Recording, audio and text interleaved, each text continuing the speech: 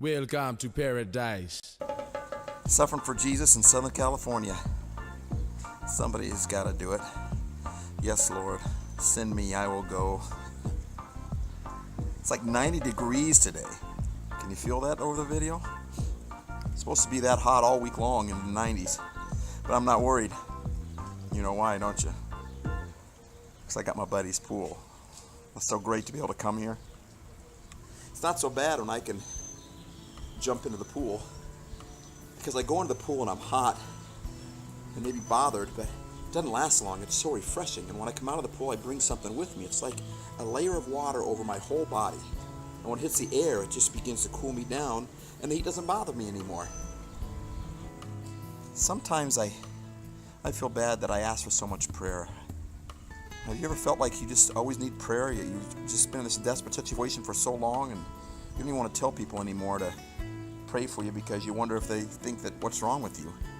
I know that we all need prayer and that we're all broken. I know those things, but it just seems like, for every prayer that I post on my Facebook prayer team or with my texting prayer team, there has to be 2 or 3 dozen that I haven't posted because I just don't want to seem needy, like I'm always needing prayer, but I feel like I always am. It's always bothered me until the other night it dawned on me, talking to a friend of mine who said, Steve, maybe you're always in constant need because you're always in a state where if God doesn't show up, you're in trouble. Isn't that what faith is supposed to look like? Where if God doesn't show up, what do? I have no plan B. It's like the heat. It's like 90 degrees. If it was 70 today, I probably wouldn't be jumping in the pool a whole lot.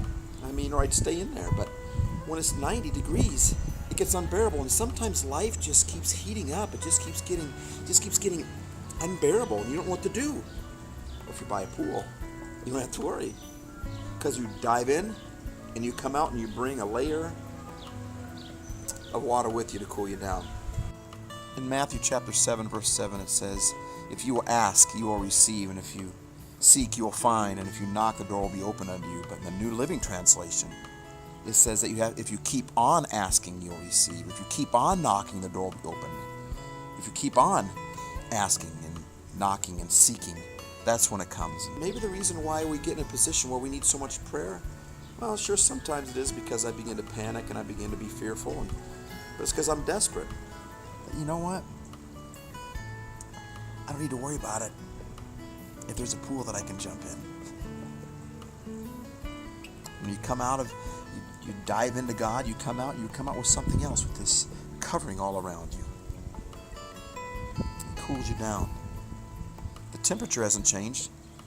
The circumstances may not have changed, but you're cool now. You're just at peace. That's what God does. And that's what prayer does. Don't be afraid to ask for prayer. But don't be afraid to jump in the pool. Speaking of, I'll be right back.